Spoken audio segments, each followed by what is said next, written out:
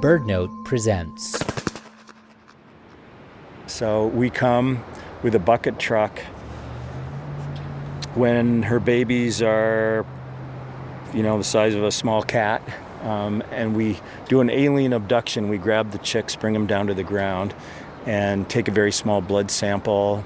These bucket trucks are usually used to get workers up on top of a roof or a utility pole, but biologist Eric Green has a very different target in sight. Every summer, he and his team get raised up to osprey nests in search of chicks. They delicately band the birds and take samples of blood and feathers. These materials then get tested to look for traces of heavy metals. The results of those tests are clues to the progress of an attempt to clean up a century's worth of mining pollution. The blood and feathers of those chicks is incredibly valuable because it integrates, the whole food chain in the aquatic system, right here at this spot.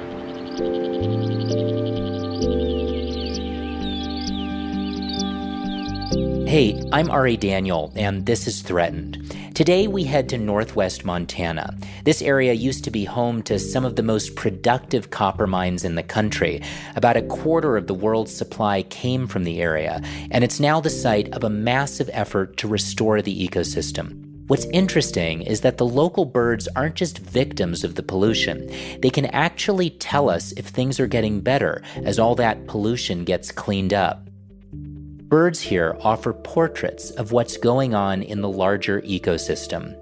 Reporter Nick Mott traveled along this polluted area in Montana to peer into those portraits to see what they reveal. Nick, what's creating this toxic mess in the first place? Well, the simple answer is copper. Copper mining dominated Montana's economy for decades and decades, and it left a huge mess behind. The epicenter of that industry was in this city called Butte.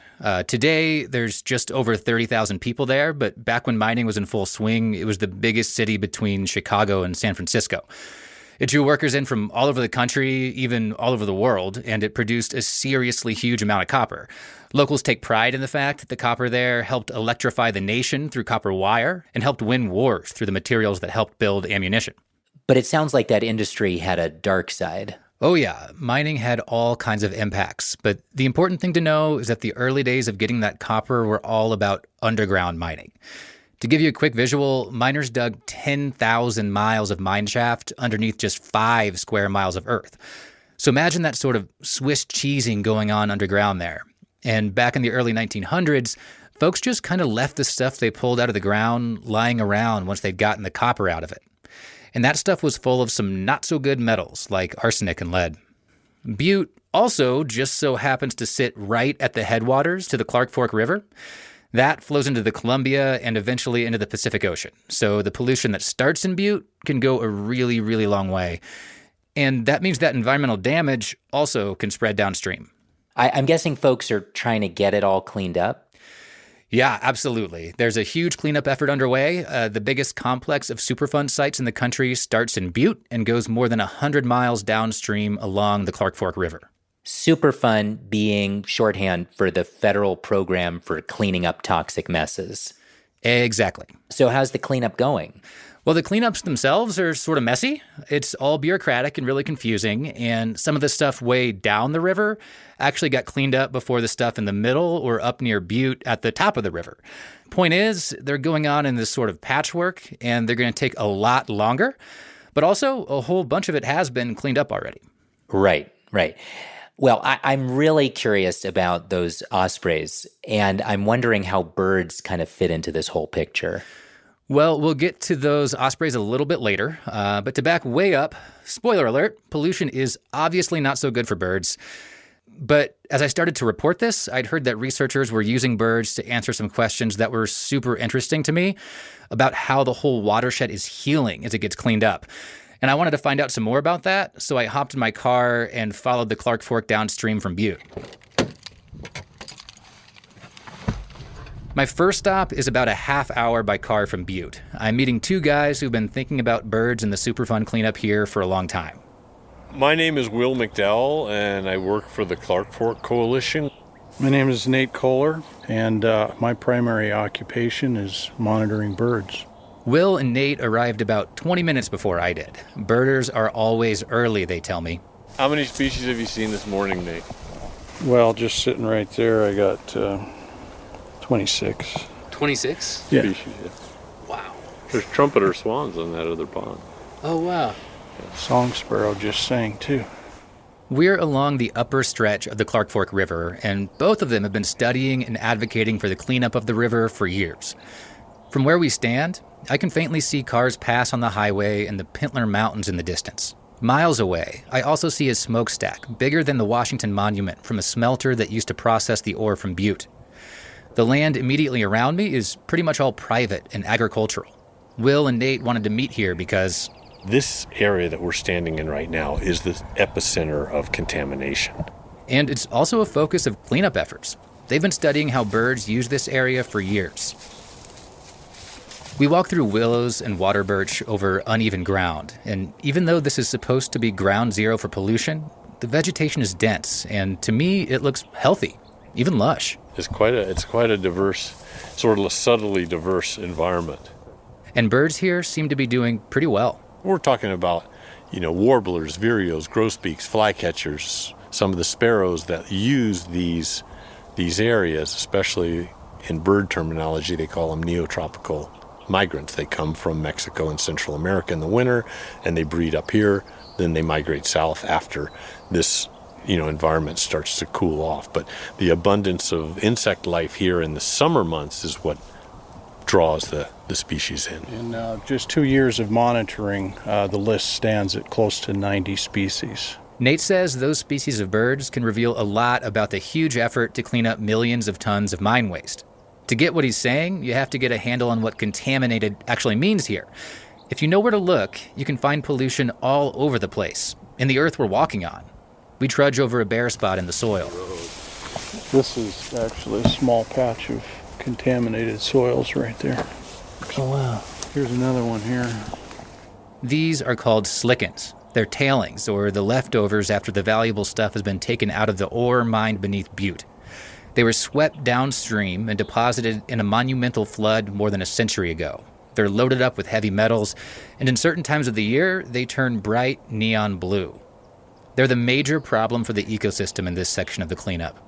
Storms can wash this toxic soil into the river, and that's especially dangerous in late summer when the water's low. With less water to dilute the toxins, anything that goes into the river gets especially concentrated. The slickens we're seeing here are relatively small, but upstream, Will and Nate say they can be a lot bigger. Many of those locations were like the surface of the moon. Slickens as big as football field practically. Despite the slickens, this area has water and dense vegetation, so many birds depend on the ecosystem here. The majority of species of birds in Montana actually use riparian areas like this at some point. Nate was just saying he saw 26 species of birds here in 20 minutes this morning, right? That's because of the diversity between ponds and sloughs and river and floodplain and adjacent prairie and grasslands. You have all these different environments, but the key is this riparian band of vegetation, which is like an oasis in a desert environment. Nate, you just pointed at something and pulled out your phone. What'd you see? Kestrel just flew by, number 27, while we've been here. Will, Nate, and I cross the road. They want to show me a different part of the riverbank that's not so toxic. It's already undergone a major cleanup. This is part of a giant experiment. There are 2 steps in the cleanup process here. The first one is remediation. That's just getting all the metals and bad stuff in the ground out of there, cleaning it up. The other term is restoration. That's what comes next. It means creating a healthy and functioning ecosystem once the pollution's been scooped out of the ground. So this site we're walking to has already been remediated. The nasty stuff in the ground got dug up. This site here had 500,000 cubic yards of contaminated sediment removed. That's 50,000 large dump truck loads. Wow. That's a lot of dirt. And Will is referring to just a small section of land that's been fixed up. But getting the contamination out of the ground everywhere is an effort that will take decades and hundreds of millions of dollars.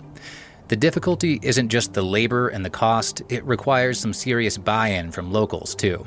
Now that's a pretty harsh concept, really, when you look at it. These people have been sometimes generations on this land. They've been using it. They're aware that it's contaminated, but they've been using it successfully to raise cattle. What was being proposed to them is, we want to tear your whole floodplain to pieces. We want to turn your land upside down, rip all the plants out of the floodplain, take all the top layers of soil off that are contaminated, replace that with new soil and replant.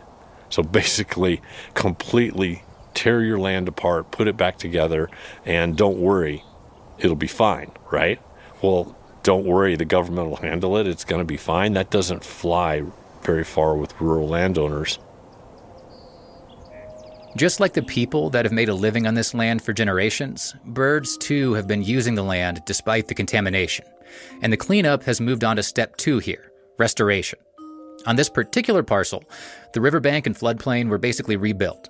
New stuff was planted, and looking around, I'm pretty surprised by what I see. Since we're in an area that's been cleaned up, I expect green, vibrant, lush vegetation.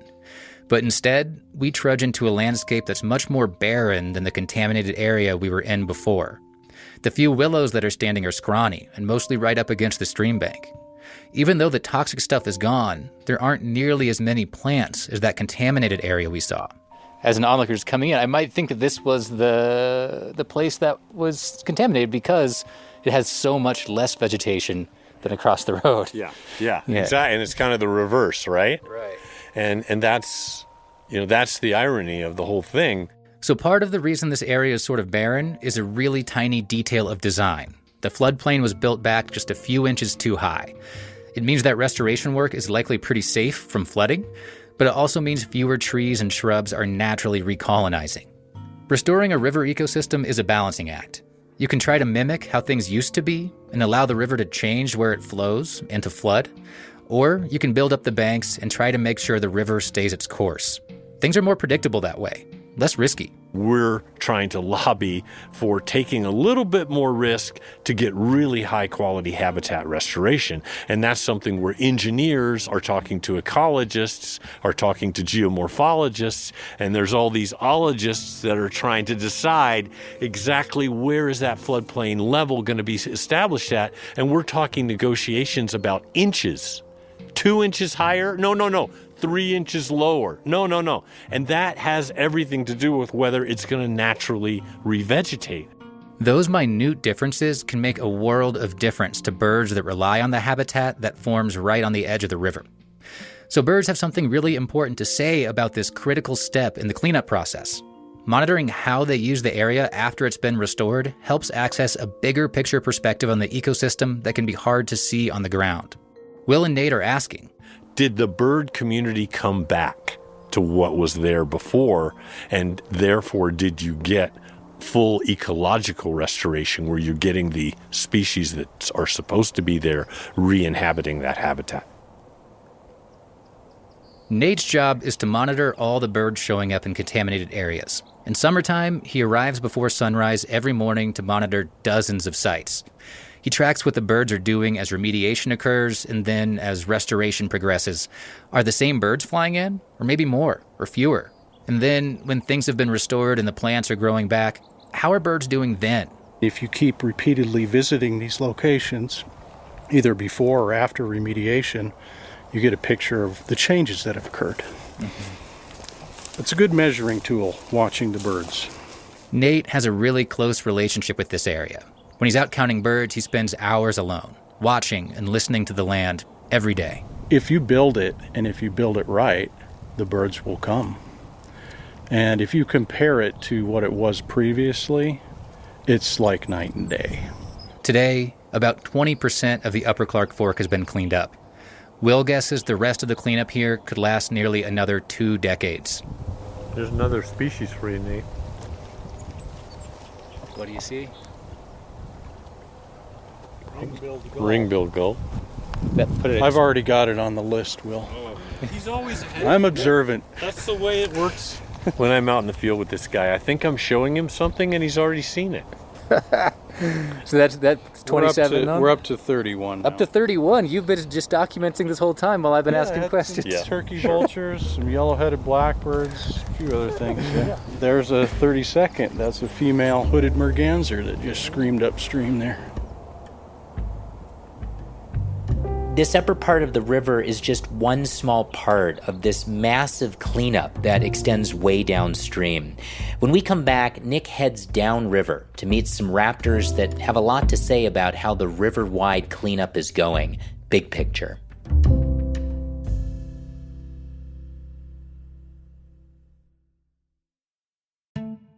If you're listening to this podcast, I'm willing to bet you care about birds and our shared environment. And you probably want to keep on top of threatened episodes, see beautiful photos, and learn more amazing things about birds. Well, you're in luck, because BirdNote has a weekly newsletter that delivers fascinating bird content straight to your inbox every Friday. You can sign up today.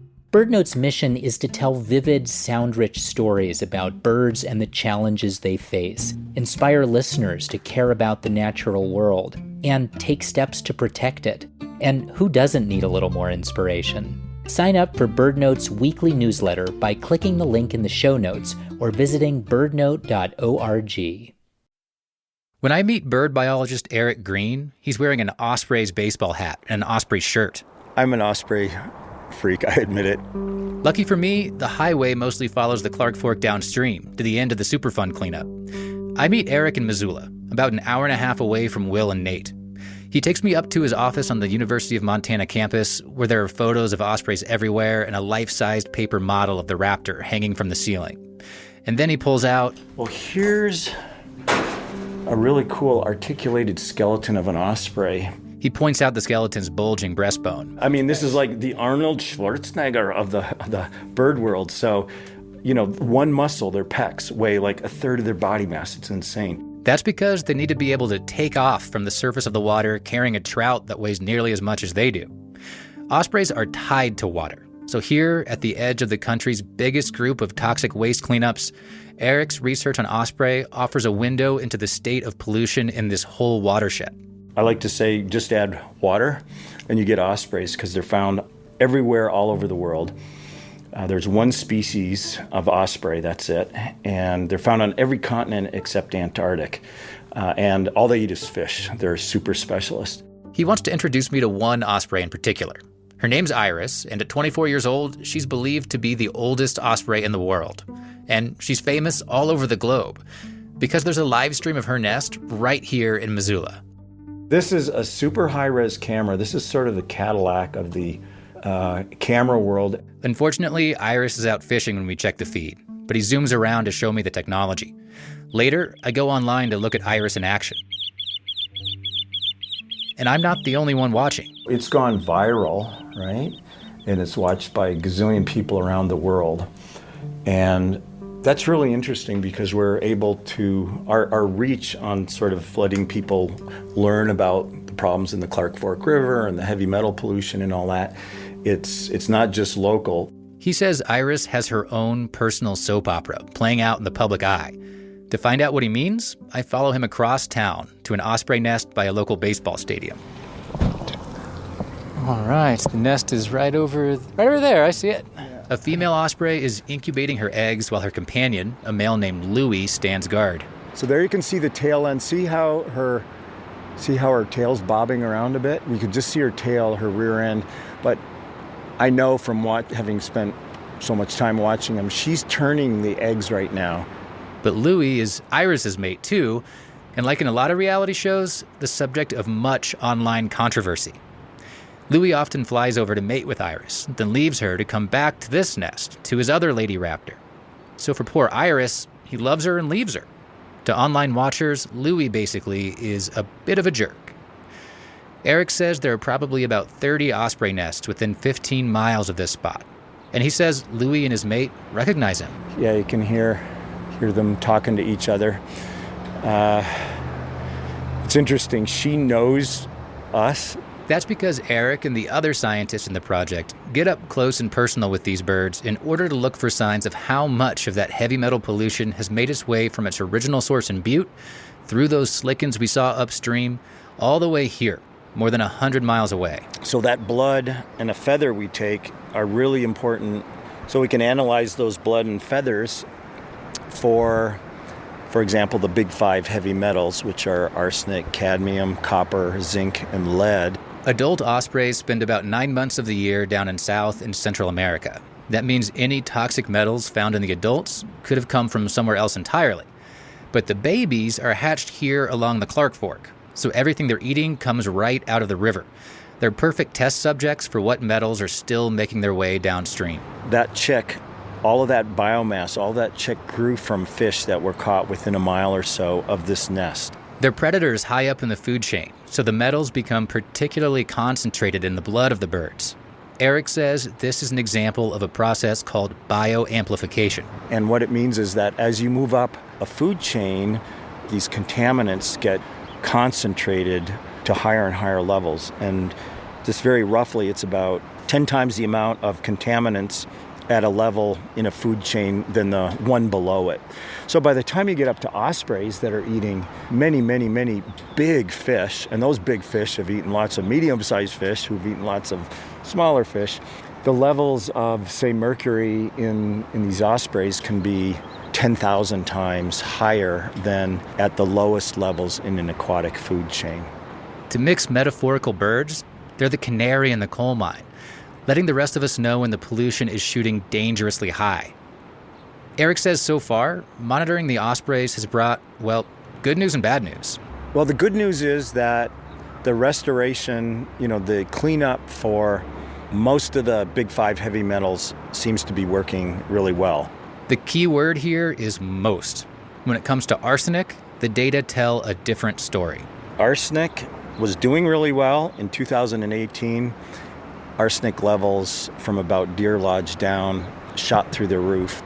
Deer Lodge is the name of the valley upstream where I saw those slickens, which are likely causing the spike in arsenic levels. In late summer of 2018, when the river was low, thunderstorms hit the area. The storm water rushed through the slickens, pushing the metals into the river. There was a big trout die-off near the area I explored with Will and Nate. That contamination flowed downstream, where it got bioamplified in the baby ospreys. And the tests also revealed another metal that wasn't even supposed to be part of the cleanup. The other problem that we stumbled on that was not suspected was super high levels of mercury. And mercury is a very, very toxic element. It's a neurotoxin. It disrupts development in embryos, so it's bad news. To give you an idea, the upper limit in human blood is set about 5 parts per billion. And these chicks right here have routinely 250, 300, 350 parts per billion. If you or I walked into St. Pat's right across the river here with those levels of mercury, it would be considered like code blue. I mean, the doctors would be freaking out and starting chelation therapy and the whole works. He traced the source of that mercury not to the old copper mines in Butte. Mercury isn't one of the big five metals he mentioned, but to gold and silver mines elsewhere on the river. They're equally a part of our industrial past, but just not the part of that past anyone had been expecting. So those baby ospreys taught us that pollution might lie in places we weren't even looking before. And they paid a price to teach us that lesson. 2018 on, there has been massive reproductive failure among the osprey chicks, basically from Deer Lodge down to here. Been very few osprey chicks that have survived. And it may be because of very high arsenic levels, or there's also been the fish populations, trout populations in particular, have tanked in certain areas of the river. Eric still has one more place to show me in Missoula that has lots to say about the toxic legacy of mining here on the Clark Fork. We arrive at the westernmost edge of the cleanup, more than 100 miles downstream from where we started, Milltown State Park. There used to be a dam here. It split the Clark Fork in two. But about a decade ago, they tore it down. Arsenic was getting into the local groundwater, likely because the same flood that formed those slickens along the upper Clark Fork pushed even more tailings way down the river. When they hit the dam, they piled up behind it and sat there for decades. If you look across the river, you can see those stumps, old stumps there. Yep. Those are 100-year-old stumps that were buried under about 30 or 40 feet of toxic sludge. Now, along with the dam, all that sludge is gone and the river runs free. This state park is a symbol of renewal and what the cleanup could mean for the watershed. Today, caddisflies are swarming. They're sensitive to pollution and also prime grub for the trout under the water. So, sign of really good clean water. No ospreys are in sight, but swifts and swallows are swooping around, plucking the caddisflies out of the air. And this is the food for the fish, right? Which would be the food for the bigger fish, which would be the food for the ospreys. For Eric, ospreys really are the star of the avian show. Spending so much time thinking about, watching, and interacting with the birds, the things he learns go well beyond pollution. My admiration for ospreys just continues to grow. You know, when I watch, for example, Iris, who's got her own personal soap opera struggles going on, but she keeps on going. I admire them as a wildlife species that has got lots of challenges and threats still going on, and yet they're figuring out ways to, live in the present environment and live successfully with people. And that's a really uplifting message. We all need uplifting messages these days. Eric says the image here, a river flowing free, wildlife all around, seems pretty rosy. But if you look closely at what ospreys are telling us, the reality isn't all clear water and hatching caddisflies and happy birds. A lot of cleanup still needs to happen along the river. That will take years, and there's no telling how long the high arsenic and mercury levels will persist in ospreys. But when Eric talks about these challenges ahead, he can't help but get distracted by the very clear evidence of success all around us. We're hoping that this is just a short-term thing. I'm hearing white-throated swifts flying over right now, gobbling up these macro invertebrates. Very special. Very few places in the state where you can stand and hear white-throated swifts. So this is a special spot. There's sort of a dissonance here. There's recovery and continued contamination all at once, all bound up. It's hard to separate out one from the other. And maybe that's what living with the legacy of resource extraction requires. Finding the bright spots and beauty where we can, and, like ospreys, persisting.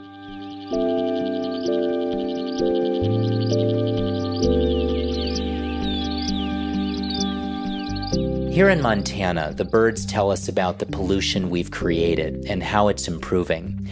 Over in the UK, people are rallying behind a different bird, the puffin. I think it is the charisma that they bring. I hate using the word cute, but I think that is exactly what it is. But can the cuteness and charisma of a single bird inspire us to clean up our environment? That's next week on Threatened. This episode was produced by Nick Mott and me, Ari Daniel, and edited by Caitlin Pierce of the Rough Cut Collective. Audio mixed by Rob Byers, Johnny Vince Evans, and Michael Rayfield of Final V2. Our theme song and original music were composed by Ian Koss, with additional music by Blue Dot Sessions. Threatened is a production of BirdNote and overseen by content director Allison Wilson, with production assistance from Sam Johnson. You can find our show notes with additional resources, BirdNote's other podcasts, and much more at birdnote.org. Thanks for listening. See you next time.